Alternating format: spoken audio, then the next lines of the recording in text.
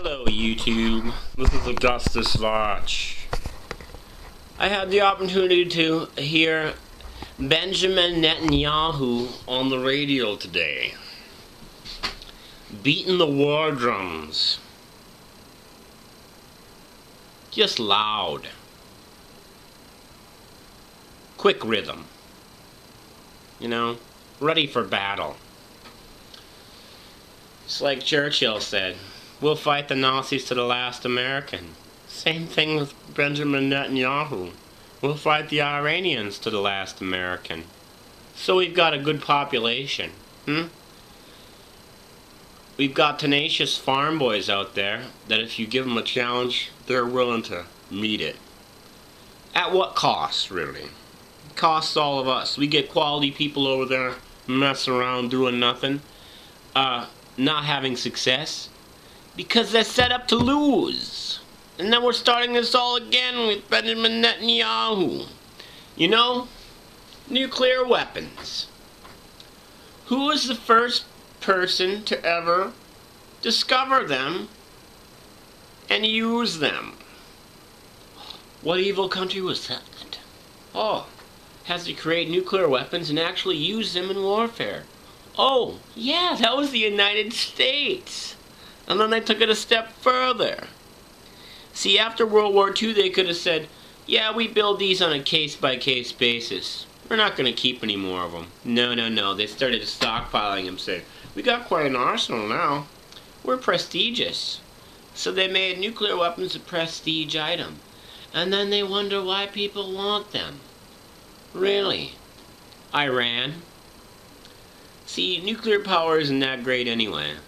Our country's going to have big problems. Look what happened in Fukushima. They had 10 years of spent fuel rods. The spent fuel rods are the major thing. If you got your active fuel core, it's very manageable, even if it has problems, because it's in a vessel. You know, surrounded. It might not be a containment vessel that contain radiation, but it can contain water. Pretty important. Those spent fuel ponds, they don't contain water very well. Especially if they don't have any circulation of the water and they get hot and dry the ponds to nothing. It's called ambient evaporation. It's a problem, isn't it? I wonder if they still have problems over there or not with their spent fuel rods. Hey, check it out. 9 pounds of plutonium can poison the entire planet, every person on the entire planet. And we've got 290 tons of it in the United States. Some plants have 30 years of spent fuel rods. And they said, oh, you know what? We're developing a process to reprocess in the fuel rods. They're plutonium now, but we can use plutonium for fuel rods too. They're way behind. They are so far behind. It's hard. They have a composite rod, right? Uranium-235 and another isotope, a lesser isotope like potassium or phosphorus or something. That's also an isotope that they put as a composite rod because it's an alloy, right? You've got an alloy rod. Very stiff, manageable fuel rod in the fuel assembly. The control rods, everything goes into tolerances quite nicely.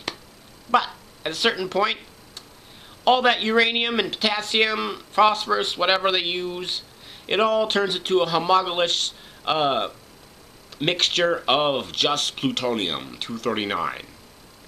And it's not an alloy anymore. It's mild plutonium, and it does not comply very well in the fuel assembly. And well, we have to change out that rod and put a fresh one in there.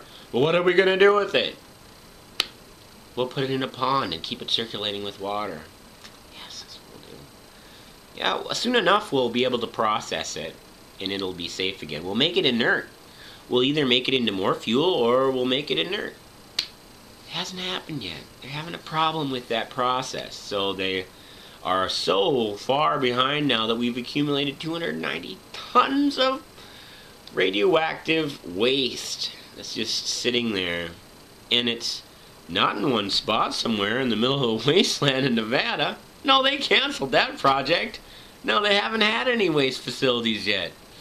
It's spread out evenly throughout the whole entire country. And if there's a Fukushima-like event, it'll cascade in the neighboring power grids, and we'll have a big problem with the fuel ponds. And then nuclear fears. Then we've got people beating the war drum like Netanyahu. You know what would be the smart thing to do? Is to say that, you know, we made a mistake with this nuclear weapons thing. We're going to do better with diplomacy, and if we have to, a low-intensity conflict with our specialized commando and guerrilla forces. No, they're not going to do that. They're still under the great guns philosophy. They still want to make a nuclear weapon some prestige thing. And then they're angry that North Korea and Iran want to be prestigious as well. Oh, you can evaporate our entire country with your weaponry, and we can do nothing to counter it. And you're telling us we can't even begin to counter your threats? We can't be in your club? We're not allowed? Basic 101 psychology will tell you that that's going to be a problem, you know, for both parties. It's problematic. The best thing to do right now is to say, you know what? We're finished with nuclear power. We're finished with nuclear weapons. You know, they could make a methane resource on a local level. There's methane pretty much everywhere around the country resource.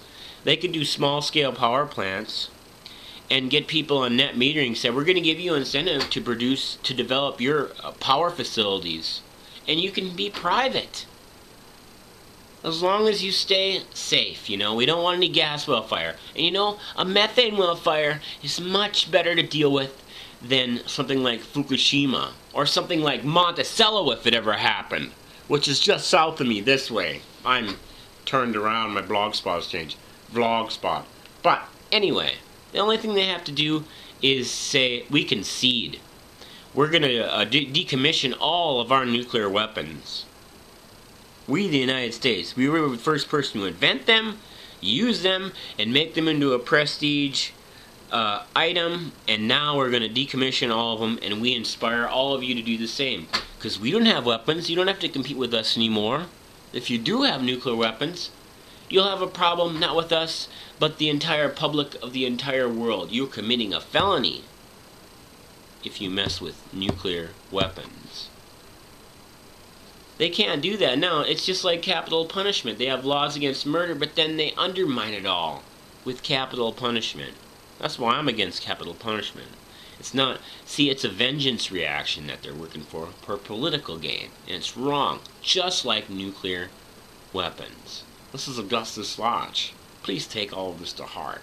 Thanks for watching YouTube.